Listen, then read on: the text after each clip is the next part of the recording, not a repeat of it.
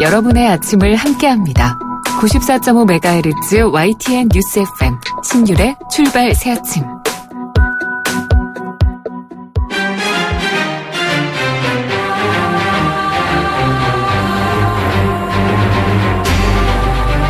매일 아침을 뉴스로 깨웁니다. 신율의 출발 새아침. 더불어민주당 초선 의원 6명의 방중 행보가 계속되고 있습니다. 그런데요, 이번 방중에서 애초에 계획했던 것들 중 취소되는 것들이 좀 속출하고 있는 모양인데요.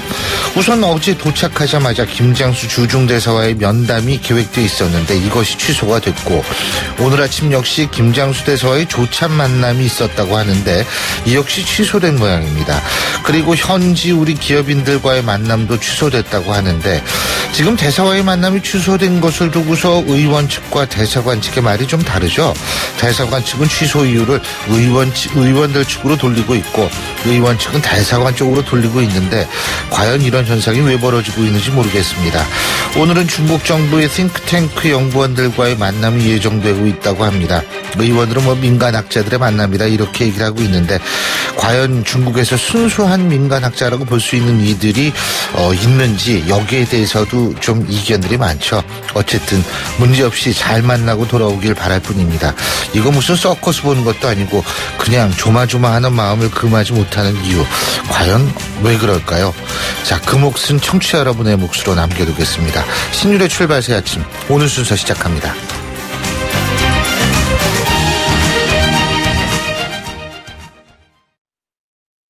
지휘자 금난세입니다. 성공하는 사람들의 좋은 습관은 생각을 메모하고 실천하는 것입니다. 파이팅 하세요. 여러분의 멋진 미래를 양지사가 응원합니다. 지난 40년간 양지 다이어리와 함께 해주셔서 감사합니다. 나의 역사 속엔 언제나 양지 다이어리. YTN 라디오 신율의 출발 새아침. 자, 지금까지 들어온 뉴스 백병규 시사평론가와 알아보겠습니다. 어서 오십시오. 안녕하십니까. 예, 김장수 주중대사 어제 우다웨이 중국 외교부 한반도 사무특별대표를 만났죠. 그죠? 맞습니다. 예. 이제 그 사드 문제에 대한 그 우리 측 입장을 이제 전달했다고 하는데요. 이제 그 시점이 이 중국 관영 매체를 통한 대한 공세, 즉 사드 공세가 그 본격화되고, 또 한국 프로그램 등에 대한 그 우회적 제재가 좀 가시화되고 있는 가운데 이 공식적인 그 외교 경로를 통해서 우리 정부의 입장을 중국 측에 이제 처음 전달한 자리라고 볼 수 있겠죠. 우리 정부가 이제 어떤 새로운 메시지를 좀 전달한 게 있는지, 혹은 이 중국 측의 그 반응이 어땠는지가 이제 주목되고 있는데요.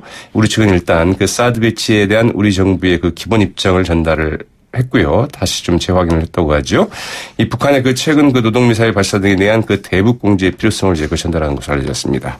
이 중국 측의 반응은 아직 좀 알려지지 않고 있죠. 자, 근데 제가 앞서도 말씀드렸는데, 자, 김장수 주중대사하고 뭐 밥을 먹든 아니면 아까 뭐 만나기로 했는데 결국 못 만났어요. 그죠? 근데 이걸 두고서 서로 얘기가 달라요. 지금 이게 잘 모르겠어요. 네, 이제 그 방중환 더민주 의원들은 그 베이징에 그 도착 직후에 이 김장수 주중대사와의 그 면담 일정이 있었지만 취소가 됐죠. 이 주중대사관 측에서는 이들 의원들이 엊그제 저녁에 바로 그 베이징대로 가겠다면서 그 일정 취소를 통보해 왔다, 이렇게 이제 설명을 했습니다.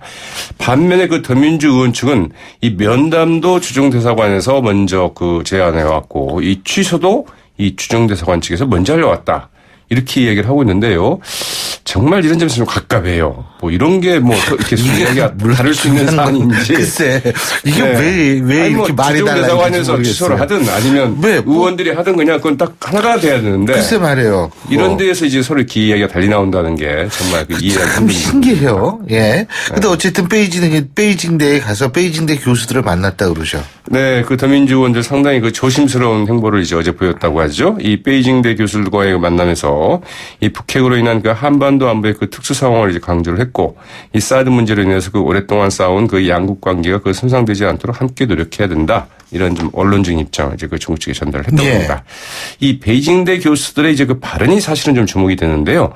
이 사드 배치에 따른 그 동북아 정세에 대한 우려를 표명한 것은 뭐 당연히 그럴 수 있겠다고 하겠고요. 이 다음 달 항저우에서 열리는 주요 그 20개국 정상회의 때 한중 정상이 만나서 이 문제를 좀 깊이 있게 논의하는 게 가장 좋은 방안이다. 이제 이런 의견을 제시를 했다고 그러는데요. 자, 이제 이 같은 의견은 뭐 베이징대 교수들의 그 이제 위치나 이런 것들을 봤을 때 이 중국 당국의 그 간접적 신호 아니냐. 글쎄요. 이렇게 볼 수도 있겠죠. 네. 그게 그러니까 이거죠. 이 뭐 더불어민주당 의원들은 민간 학자들을 만난다 이런 얘기를 하는데 실제로 중국에서의 민간이라는 개념하고 우리의 민간이라는 개념하고 많이 다를 수 있거든요. 네, 그 아무튼 중국의 그 당과 그럼요. 이 조직과 이런 부분들이 굉장히 좀 친밀하게 연결이 있다고 봐야 되겠죠. 그게 참. 자, 그리고 여야 3당이 오는 22일 날 추경안 처리에 잠정 합의했다는 소식인데 말이에요. 사실은 이제 그 사드 문제 때문에 가려 있습니다만은 이 문제야말로 굉장히 그 당면한 우리의 그 중요한 현안이죠. 사드 때문에 더민주 6명 때문에 지금 가려진 문제가 한두 개가 아니에요. 네. 우병우수석 문제도 지금 쏙 맞습니다. 들어갔고. 그렇죠. 네, 우병우수석 문제도 있네요. 이 여야 3당 그 정부가 제출한 추경안을 그 22일 본회의에서 그 통과시키는데 그 노력하기로 잠정 합의했다는 소식인데요. 여야 3당 그 원내 수석 부대표들 그 어제 회동을 갖고 이제 그 예산개선 특별위원회에서는 이 10일부터 추경안 심의를 좀 시작하기로 했고 대신에 그 17일부터는 이른바 그 서별관회의 그 청문회를 이제 실시하기로 합의를 했다고 합니다. 예. 여야 3당은 이를 위해서 그 11일부터 그 31일까지 이제 8월 임시국회를 열기로 그 잠정 합의했다고 이제 박지원 국민의당 비대위원장이 어제 밝혔죠. 다른 쟁점도 많았죠. 그렇죠. 네. 그 누리과정 예산 문제는 그 여야 3당 그 정책위 의장과 기획재정부 장관, 이 교육부 장관 등으로 그 정책 협의체를 구성해서 좀 논의를 하자. 이렇게 좀 정리가 됐다고 그러고요. 예. 이 세월호 그 특조위 활동 기한 연장 문제. 여기에 대해서는 그 선체 조사는 필요하다. 여기에 대해서 이제 그 합의를 했다고 그럽니다. 그러니까 그 기한 연장 등에 대해서는 따로 이제 별도로 논의를 하기로 했고요. 이 검찰 개혁 문제는 이 법사위에서 논의를 해서 좀 진행을 하자. 이런 식으로 이제 그 잠정 합의를 했다고 하는데 이게 또 이제 문제가 있습니다. 근데 이게 말이에요. 박지원 비대위원장, 국민의당 비대위원장이 일방적으로 이걸 발표했다. 지금 그래서 새누리당하고 더불어민주당이 여기에 대해서 공조로 반발하고 있는 모양이에요. 발끈하고 있죠. 네, 예, 네. 그 우선 이제 완전 합의가 이루어지지 않고 뭐 네. 어느 정도 좀 1시간 정도 이야기를 해서 대략 이 계략적으로 이제 그 정리를 한 건데 이걸 이제 합의라고 발표를 하니까 이제 문제다 이런 이야기인데요. 이 김도읍 새누리당 그 원내수석 부대표 논의는 했지만 합의를 본 것은 아니다. 이런 식이면 앞으로 협상을 할 수 없다. 이렇게 이제 그 직격을 했고요. 더민주의 그 박원주 원내수석 부대표의 목소리는 더 높습니다. 1시간가량 의견을 나눴지만 잠정 합의된 것도 없다. 박지원 원내대표의 그 원맨쇼다. 이렇게 이제 지적을 했는데요. 네, 그 박지원 국민의당 그 비대위원장이 그 발표 자체를 이제 부인을 한 셈이죠. 저는요, 어떻게 됐든 간에 박지원 비대위원장의 정치력이 정말 탁월하다고 보는 게 지금 치고 나가는 건 대부분 국민의당이에요. 지금 더불어민주당은 조용하잖아요. 네, 예? 그 뭐 박지원 대표 이자 그 비대위원장 그런 말을 대단해요. 했다고 그러죠. 예, 그 대단해요. 원내대표하고 비대위원장 같이 맡으면 어떻게 하느냐 그랬더니 원맨쇼 하니까 잘 되는 것 아니냐. 아니요, 말도 근데 했다고 그러죠. 진짜 제가 역시 이분 대단하신 분이다 이런 생각을 했는데 제가 오늘 새누리당 전당대회 7시 15분경이면 발표가 된다 그러죠, 저녁? 네, 그렇습니다. 그 여야 3당 비대위 체제를 새누리당이 이제 그 제일 먼저 끝내게 되죠. 그러나 그 누가 새누리당의 그 내년 대선 일정을 좀 책임질지 여전히 좀 오리무중인데요. 네, 일단 그 뚜껑을 좀 열어봐야 될 것 같습니다. 누가 될 것 같으세요? 잘 모르겠습니다. 근데 그렇게 나올 줄 알고서 제가 그냥 여쭤본 거예요. 또 그런 부담은 안 지시려고 그러네. 오늘 말씀 여기까지 듣죠. 고맙습니다. 고맙습니다. 예, 지금까지 백병규 시사평론가였습니다.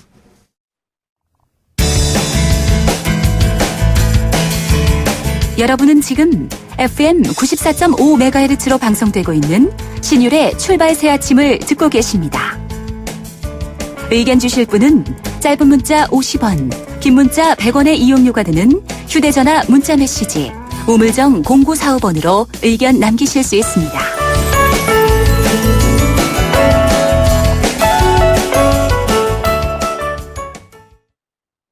드디어 결전의 날이 밝았습니다.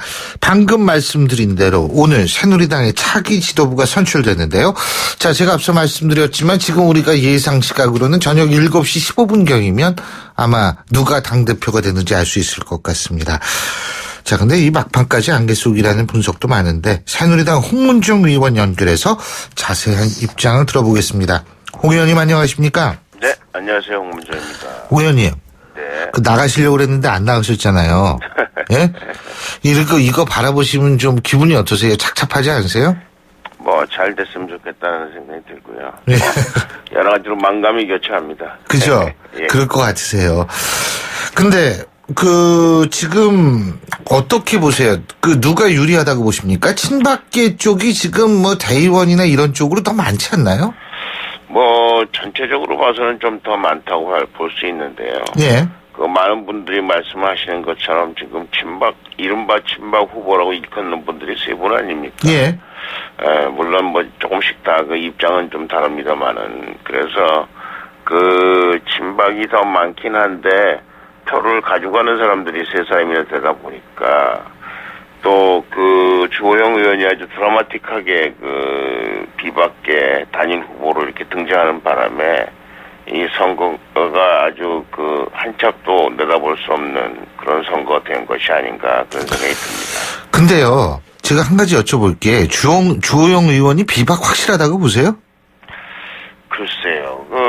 그러나 하여간 어쨌든 지금 말씀하시는 거나 그리고 실제로 그 비박을 자청하셨던 분들과 그 단일화를 통해서 지금 단일 후보가 됐거든요. 그래서 지금 현재로서는 그런 모양을 지금 견지하고 있는 건 사실 아닙니까? 모양은 하지만 지역 기반도 TK고 해가지고 제가 여쭤본 거였거든요. 네네. 예.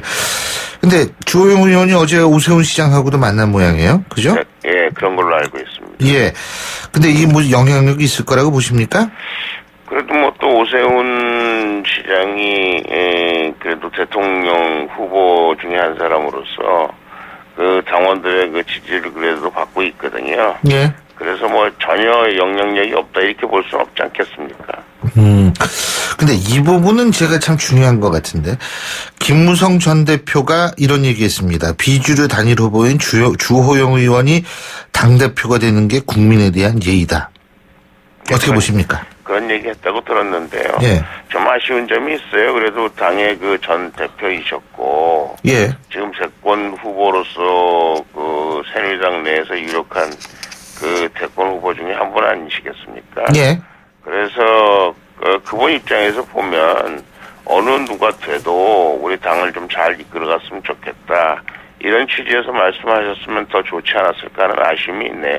근데 이거 뒤집어서 본다면 비박이 되면 국민에 대한 예의인데 친박이 되면 이게 어떻게 되는 거예요, 그러면? 글쎄 말입니다. 그러니까 그렇게 유치해서 갈 수 있도록 자꾸 어떻게 보면 약간 국민들을 호도한다고 할까, 당원들을 호도한다고 할까 하는 그런 발언이 참 저희를 우려스럽게 하거든요. 말씀하신 대로 주호영 후보가 당대표가 되면 그런 국민에 대한 예의를 지키는 건데 우리 김무성 전 대표 얘기처럼 만약에 친박 후보 중에 누가 당선된다 그러면 그 다음에는 우리 김무성 후보가 또 뭐라고 말씀하실 수 있을까 그런 것들이 자꾸 우려가 됩니다. 근데 지금 김무성 전 대표의 이런 언급도 있었고 또 반대쪽에서는 오더 문자 논란이 있지 않습니까? 예? 네. 이거 친박계에선 이정현 의원을 비박계에선 주호영 의원을 찍어라 이런 오도가 내려왔다고 그러는데 주호영 의원이 어제 저희 방송하고 인터뷰에서 이런 얘기를 했습니다. 비박은 호소하고 동참하는 요청이고 친박은 찍으라고 하는 거다. 예? 이 차이가 이렇게 있다 그러는데 어떻게 보세요? 예? 뭐 제가 보기에는 난영난제고요. 예. 그런데 이제 이렇습니다. 이게 오더라기보다는 어차피 이제 새누리당이 정치하는 집단 아니겠습니까? 예. 그리고 이제 정치하는 집단에 같은 생각을 가진 사람들이 아시다시피 덥기도 하고 그 당원들의 참여가 상당히 저희가 생각했던 것보다는 참여율이 굉장히 저조하거든요. 제가 안 나가서 그런지.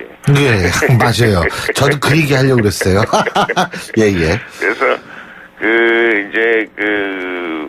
한 사람이라도 더 나와야 되고 예. 한 사람이라도 더 이번 당대표 후보를 선출하는 선출하는 과정이 얼마나 중요한가 이런 것들을 강조하고 또 자기가 지지하는 후보가 되는 것이 얼마나 새누리당 미래에 중요한가 이런 거를 얘기하다 보니까 저도 그런 문자들을 많이 받습니다만은 그렇게 정치적인 집단에서 일어날 수 있는 일들이라고 우리가 물론 좋은 일은 아닙니다만은 이해하고 그리고 충분히 일어날 수 있는 일이다. 예, 그리고 우리가 극복을 해야 되지 않을까 저는 그렇게 생각을 합니다. 자, 이게 말이에요. 일단 친박이 되느냐 비박이 되느냐 이런 거에 따라서 이런 기사도 나왔었습니다. 비박계가 당대표가 되면 김무성 전 대표가 유리하고 친박계가 당대표가 되면 반기문 유엔 사무총장이 상당히 득이 될 것이다. 동의하십니까? 글쎄, 뭐, 이제, 일반적으로는 그렇게 얘기를 하는데요. 예, 제가 보기에는 이제 정치는 이게, 항상 살아있는 생물이라고 하고요. 예. 이제 당대표가 되는 분이 물론 이번 대선 후보는 아니고, 예. 대선 후보를 모셔와서 우리 당을 다음 대선에, 다음 대선까지 이끌 분이 아니겠습니까? 예. 이 문제에 대해서 우려를 많이 합니다만은, 하여간 그런 측면에서 보면, 저희가 너무 정치 공학적으로 우리가 말하듯이 누가 되면 어떻게 되고 누가 되면 어떻게 되고 하는 것 자체는 약간은 제가 보기에 오류가 있을 수 있다. 그리고 또 실질적으로 그럴 가능성이 충분히 있다. 저는 그렇게 생각을 합니다. 오류가 있을 수 있다. 예를 들면 오류가 발생하면 어떤 오류가 발생할 수 있을까요? 아니 그러니까 예를 들면 주호영 대표가 되면 김무성 대표에게 유리하다. 뭐 예를 들면 이런 거. 그런 거 아닐 수도 있다. 그죠? 그렇죠. 그리고 뭐 친박 후보가 되면 반기문 총장이 유리하다. 뭐 이런 우리가 아까 말씀드린 것처럼 예. 정치 공학적으로 보는 것이 오히려 거꾸로일 수도 있다. 그런 생각이 들고요. 그 당 대표가 되는 분은 당을 전체를 아우르라고 생각을 하다 보면 그분들이 저분이 됐으면 좋겠다. 저분이 되면 내가 유리하겠다 하는 사람들의 입장에서 보면 상당히 서운하고 섭섭하고 아니면 이거 우리가 잘못 선택한 것이 아닌가 이렇게 생각할 수도 있을 수 있다. 저는 그런 말씀을 드리는 겁니다. 근데요, 실제적으로 지금 이제 그럼 제가 다르게 표현을 해가지고 말이에요. 비박계가 되면은 예를 들자면은 이 개헌에 좀 더 적극적일 수 있고 친박계가 되면 개헌에 소극적일 수 있다. 이거는 맞는 얘기 아닌가요? 글쎄요, 제가 보기에는 지금 개헌에 대해서 반대하고 있는 사람은 없다고 생각을 합니다. 근데 권력 구조면에 있어서 이 예를 들면 4년 중임제 개헌과 그리고 예를 들면 권력 분권형 개헌 있지 않습니까? 여기에 있어서는 완전히 다른 것 같은데요. 그렇죠. 그렇긴 한데 제가 보면 이렇습니다. 이제 그런 문제들은 그 국민적 동의를 얻어야 되는 것이고 또 정치권에 이미 많은 사람들이 나름대로의 그 개헌에 대한 여러 가지 의견들을 가지고 있거든요. 그래서 제가 생각하기에 이제 대선이 가까이 오면서 갑론을박하게 될 것이고 물론 그런 분들이 이게 이제 돗자리를 까는 역할을 우리 당 대표가 할 수 있을는지 모르지만 국민적 여망이나 아니면 우리 당원들의 여망을 본인들이 예를 들어서 어떤 형식으로 어떻게 했으면 좋겠다 이렇게 이끌고 가기에는 지금 현 당대표가 그 일을 하기에는 상당히 참 어려움이 있지 않을까라는 그런 예상을 한번 해보거든요.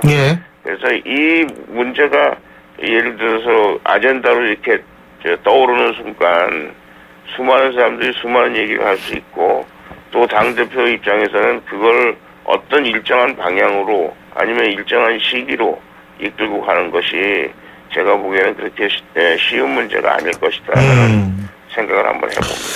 자, 그리고요, 좀 다른 얘기 좀 여쭤볼게요. 자, 더불어민주당 초선 의원 6명이 사드 관련해서 중국을 방문을 했는데, 뭐, 여기 청와대에 여러 가지 얘기를 하지 않았습니까? 그런데 한 가지 박근혜 대통령이 이제 좀 북한과 유사한 주장을 하는 그런 표현도 나오고 그래서 좀 반발이 있는 것 같은데 이 부분은 어떻게 보세요? 글쎄요, 이제 사드 문제나 이런 문제에 관해서는 저는 여야가 있을 수 없다고 생각하거든요. 이제 아쉬운 것은 그분들이, 물론 뭐 그분들이 나라를 위해서 나름대로 또, 나라를 위한 방책의 하나로 아마 중국을 방문하고 뭐 그런 일들을, 계획하고 또 그분 말씀하신 대로 이 일을 여당이 문제를 더 복잡하게 만든 것이 아니냐. 이런 면에 있어서 일부 국민들은 그럴 수 있겠다 이렇게 생각할 수 있다고 저는 생각을 합니다. 그럼에도 불구하고 이 국익에 관한 문제고 우리나라 안보에 관한 문제 아닙니까? 그리고 뭐 여러 국민들이 얘기하고 여러 평론가들이 얘기하지만 사드는 공격용 무기가 아니거든요. 방어용 무기거든요. 그렇다면 이런 문제들에 대해서 정부와 충분히 사전 논의가 되고 예. 우리가 뭐 외교부도 있고 국방부도 예. 있고 그래서 그런 분들이 중국에 간다고 할지라도 충분히 얘기가 돼서 그분들에게 균형 있는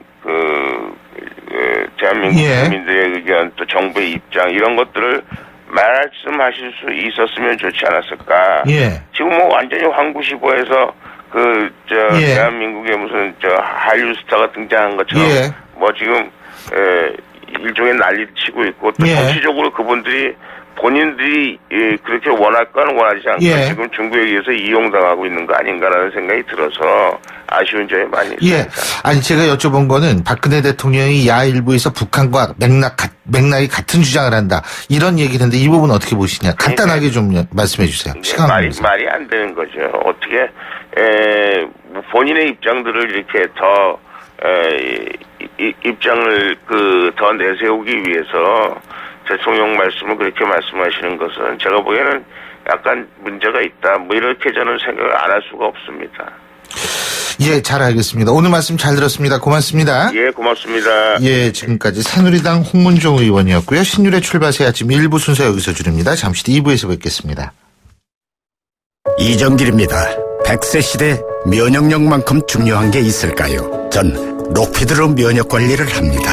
록피드 속의 PLAG는 녹용 추출 성분 중 하나로 인터루킨 4 감소를 통해 면역 조절에 도움을 줄 수 있습니다. 면역력은 록피드. 아주 좋은 선택입니다. 건강기능식품 광고입니다. 국민 여러분 안녕하십니까? 국민안전처 장관 박인영입니다. 폭염은 여름철마다 찾아오는 불청객입니다. 폭염으로부터 안전한 여름을 보내기 위해서는 라디오나 TV를 통해서 기상 상황을 수시로 확인해 주시고 폭염특보 발령 시에는 무리한 야외 활동이나 작업을 자제해 주시기 바랍니다. 그리고 어린이나 노약자분들께서는 가급적 외출을 삼가시고 무더위 쉼터를 이용하는 것이 좋습니다. 야외 활동 중에 두통이나 근육 경련 그리고 현기증과 같은 증상이 나타나면 시원한 곳에서 휴식을 취하거나 119로 즉시 신고해 주시기 바랍니다. 무더위 예방수칙을 잘 지켜서 안전한 여름을 보내시기 바랍니다. YTN 라디오 안전한 여름나기 캠페인 국민안전처와 함께합니다. 소통의 아침을 여는 공정한 목소리 신율의 출발 새아침. 신율의 출발새 아침 2부 순서 먼저 광고부터 들으시죠. 페이스 노루코 면도기 도루코 페이스 면도기 페이스 안전하고 부드러운 대한민국 면도기 안전하고 부드러운 면도 그 이상을 경험하세요. The Shaving Innovator Dorco Pace. 온도와 습도를 항상 일정하게 유지시켜주는 항온항습기 전문기업 AR. 전산센터, 반도체 공장, 미술관, 박물관, 귀중품 보관실을 30년 축적된 기술로 AR이 지켜드립니다. 24시간 확실한 서비스 보장 031-497-0561. 안녕하세요. 김시안입니다. 시원한 폭포 소리가 들리세요? 있는 그대로의 자연스러움을 간직한 폭포처럼 맑고 깨끗한 칠성 사이다가 우리 곁에 있습니다. 변함없이 맑고 깨끗한 칠성 사이다.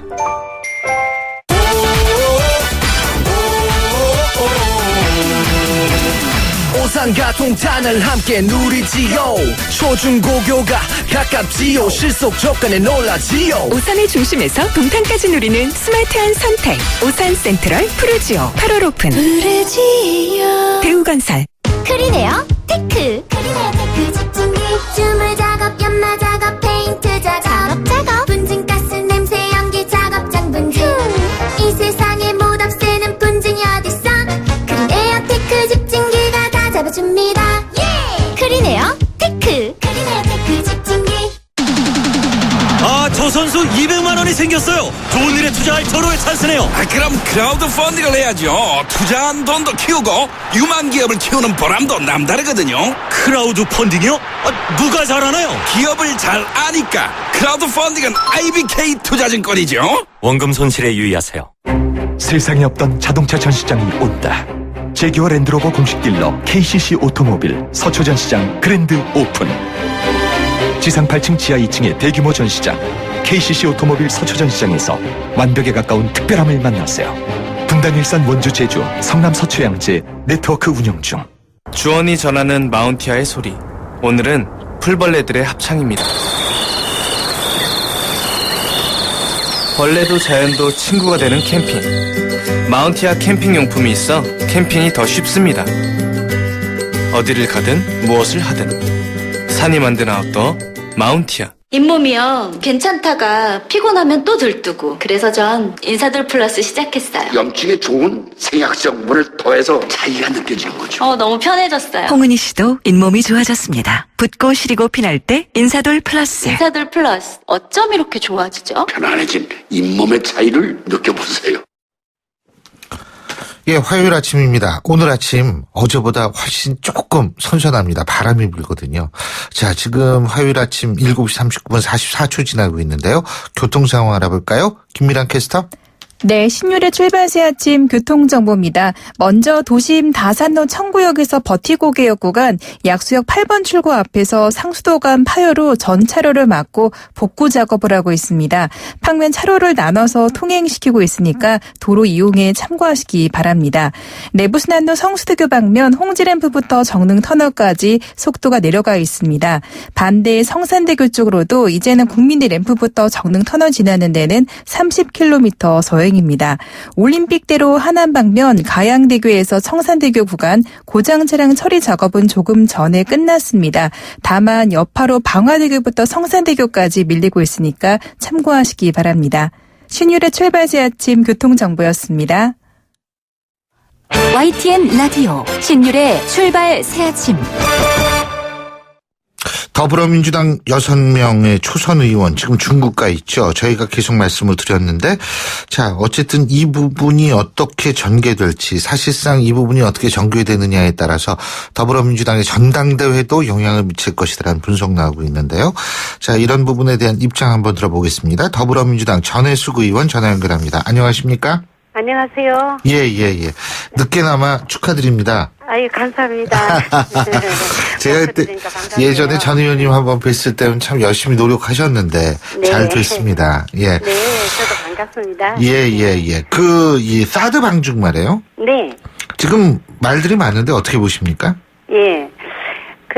사드 벤치 문제로 사실 한중 관계가 굉장히 경직되어 있지 않습니까? 예.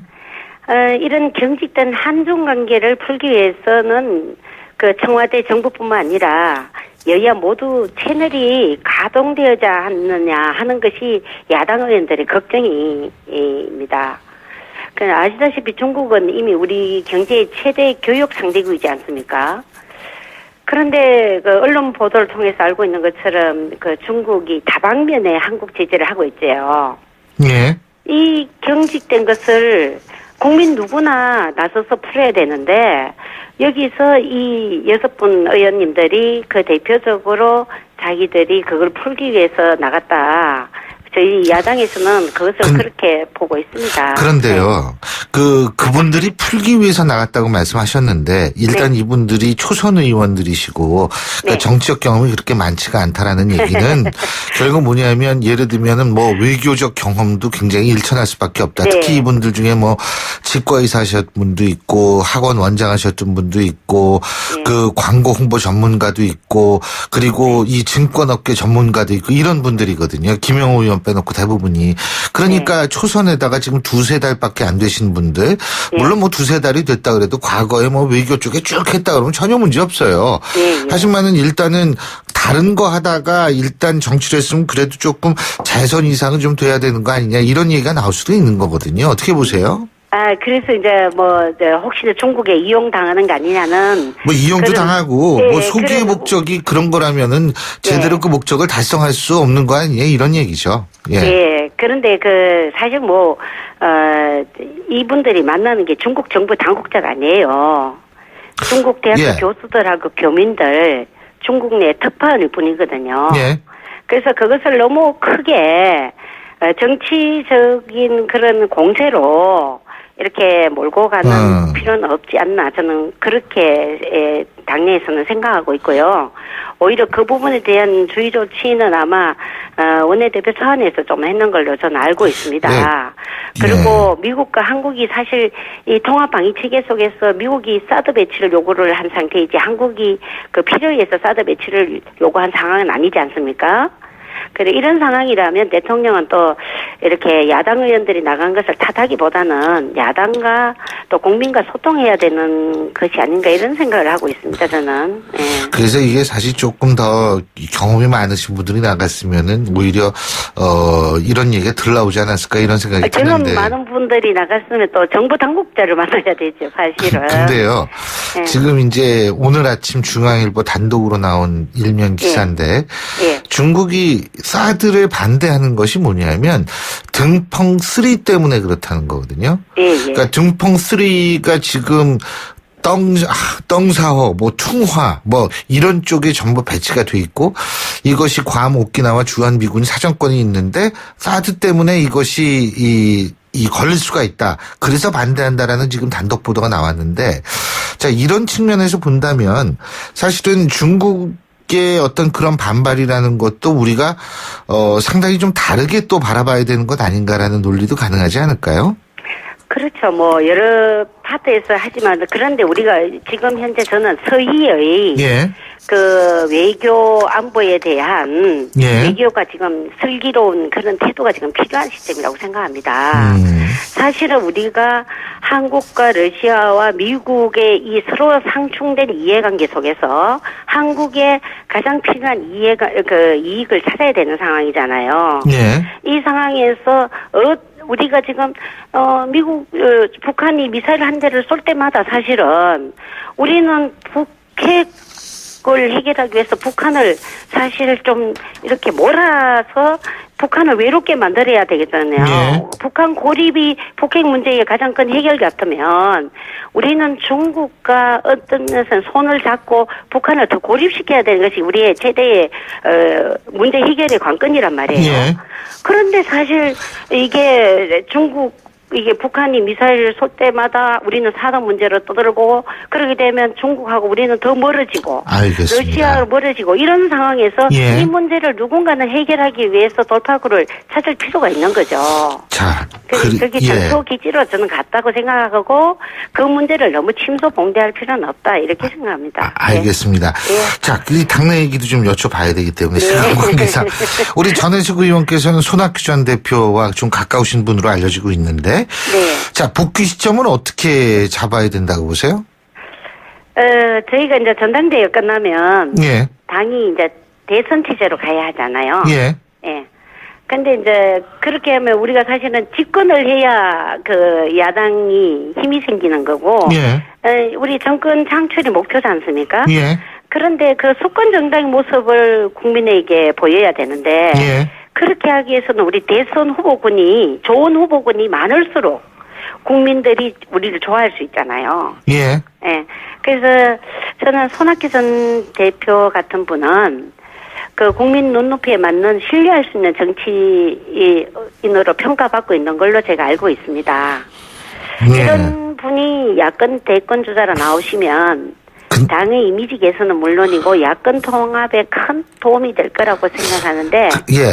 우리 신율 교수님도 공감하시는 게 아닌가 이런 근데요, 생각입니다. 저는 이제 그 공감 이전에 궁금한 게 있어요. 뭐냐면, 자, 질감아닌 손학규 전 대표라고 했을 때, 지금 요번에 전당대회가 결과가 어떻게 나오는지 모르겠습니다만, 만일 어떻게 됐던 간에 문재인 전 대표가 대선 후보가 될 가능성이 지금 솔직히 제일 높다라는 분석이 많거든요. 그런 상황에서 굳이 더불어민주당에 들어가서 들러리 서줄 이유가 있을까라는 생각을 할 수도 있는 거 아니에요? 그 더불어민주당에 들어온다는 정계 복귀라기보다는 통합적 지도자로서 가지 않나 하는 그런 생각을 저는 하고 있습니다. 예, 중요한 말씀이시네요. 예. 그 야권 통합을 끌고 갈 수 있는 리더가 손학규 대표가 아닌가 저는 이렇게 보고 있거든요. 예. 그래서 사실 손학규 대표라고 생각하면 우리가 안타깝게도 지난 7.30 보궐선거에서 당 지도부의 잘못한 공천으로 인해서 우리 국민들이 큰 실망을 줬잖아요. 그때 잘못된 공천으로 가장 큰 피해를 본 분이 손학규 대표예요. 그런데 또 그것을 본인이 가장 무겁게 책임을 지신 분이거든요. 그래서 이분이야말로 우리가 볼 때는 이 신뢰의 정치인이다. 그러니까 이분이 당을 위해서 장렬히 전사했다 이 말씀이시잖아요. 그렇죠. 그런데 이제 이분이 예전에도 어떤 행보를 보이셨냐면 당내 통합을 하자는데 자기가 그 대권 주자가 안 되더라도 나는 야권이 통합돼야만 수권 정당이 될 수 있다 하고 자기를 던지신 분이었거든요. 결국은 대권 주자가 못 됐지만은 야권 통합은 또 이루신 분이에요. 근데 이분이 지금 이제 새로운 정치를 하겠다라고 말씀하신 것 자체가 하나의 큰 야권 통합의 장에서 본인이 역할을 대선 주자로 나오겠다 이런 뜻이 아닌가 저는 그렇게 보고 있습니다. 그러니까 더불어민주당이 국한돼서 생각하는 것은 그건 좀 지금 상황에서 아닐 수 있다 이 말씀이시잖아요. 그렇죠? 저는 그렇게 봅니다. 그거 아주 참 중요하신 말씀이신데 근데 이번에 간단하게 시간 관계에서 더불어민주당 당대표 누가 될 것 같으세요? 이거 제가요. 우리 당 중앙선거관리위원회 부위원장이에요. 그러시구나. 그럼 얘기 못 큰일 나시겠네 지금. 지적을 하면. 그럼요. 그러시군요. 죄송합니다. 위험한 질문이었습니다. 잘 알겠습니다. 오늘 말씀 잘 들었습니다. 고맙습니다. 네, 감사합니다. 좋은 하루 되세요. 감사합니다. 지금까지 더불어민주당 전혜숙 의원이었고요. 신율의 출발 새 아침 2부 순서 여기서 줄입니다. 전 뉴스 들으신 이후 8시 10분 3부에서 뵙겠습니다.